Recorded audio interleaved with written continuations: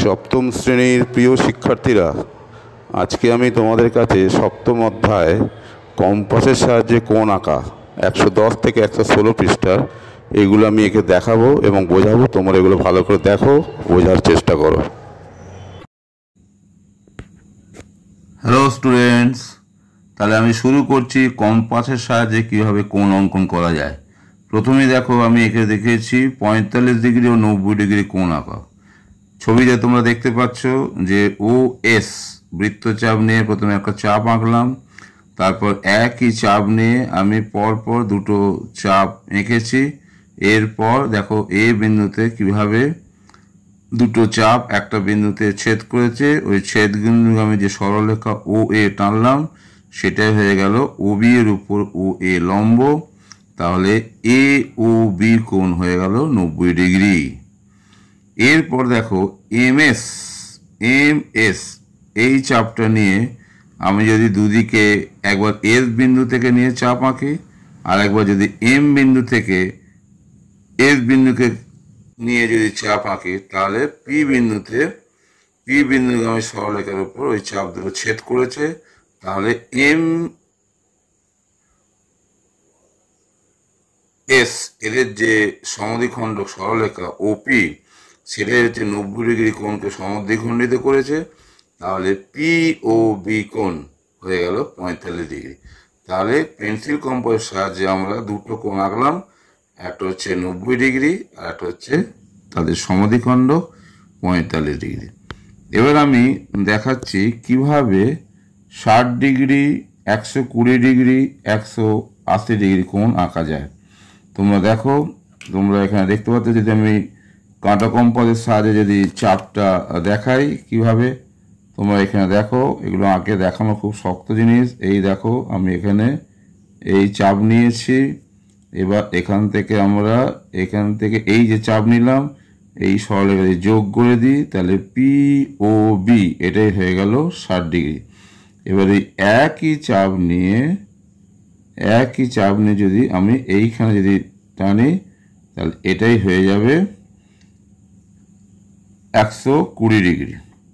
অর্থাৎ এই POB কোণ, আর এটা যদি 60 ডিগ্রি হয়, তাহলে এই QOB কোণ এটা হয়ে যাবে 120 ডিগ্রি। তোমরা যেগুলো ছবিতে দেখতে পাচ্ছ, QOB 120 আর POB হচ্ছে 60। আর একইভাবে এই চাপ নিয়ে যদি এখানে টানি, তাহলে এই বিন্দুতে ছেদ করছে, তাহলে এই ROB এটাই হয়ে যাচ্ছে পুরো 180 ডিগ্রি। তাহলে তোমরা দেখতে পেলে কিভাবে আমি চাঁদার সাহায্য ছাড়া শুধুমাত্র কম্পাসের সাহায্যে তিনটে কোণ 60, 120 আর 180 এঁকে দেখালাম। বুঝতে পারছো তাহলে? এরপর আমি দেখাবো পেন্সিল কম্পাসের সাহায্যে কিভাবে 30 ডিগ্রি, 75 ডিগ্রি, 105 ডিগ্রি কোণ আঁকা যায়। প্রথমে দেখো, আগের নিয়ম অনুসারে প্রথমে আমি এই যে চাপ, তারপর ধরো এই চাপ, এইকে নিয়ে যেভাবে আর কি 90 ডিগ্রি কোণ আঁকা যায় সেটা তোমাদের করে দেখালাম।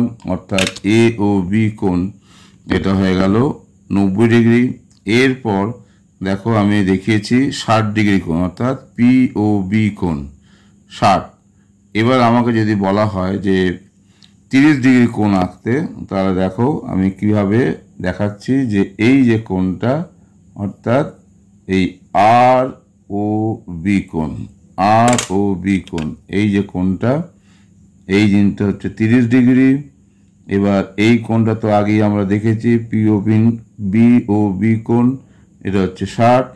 এই যে কোণটা এখান থেকে এত দূর, এটা হচ্ছে 90, অর্থাৎ AOB কোণ হচ্ছে 90 ডিগ্রি। তাহলে এই যে কোণ, এদের যে সমদ্বিখণ্ডক, অর্থাৎ এই জিনিসটা, এইটা যদি যোগ করি, তাহলে এই MOP এই কোণটা হয়ে যাবে কত না, এটা যদি এখান থেকে এত যদি 30 ডিগ্রি হয়, তাহলে এর হাফ হচ্ছে কত, 15। তাহলে এই কোণ আর এই কোণ যদি যোগ করি, তাহলে MOB কোণ এটাই হয়ে যাবে 75 ডিগ্রি। কি বললাম? MOB কোণ এটা হলো 75 ডিগ্রি, ROB কোণ এটা হলো 30 ডিগ্রি। এবার এই কোণ, এই চাপ অর্থাৎ এই চাপ নিয়ে যদি আবার একটা চাপ এখানে করি, তাহলে এই যে ছেদবিন্দু এখানে যোগ করেছে, তাহলে এই কিউ ও বি কোণ এটা হয়ে যাবে 120 ডিগ্রি।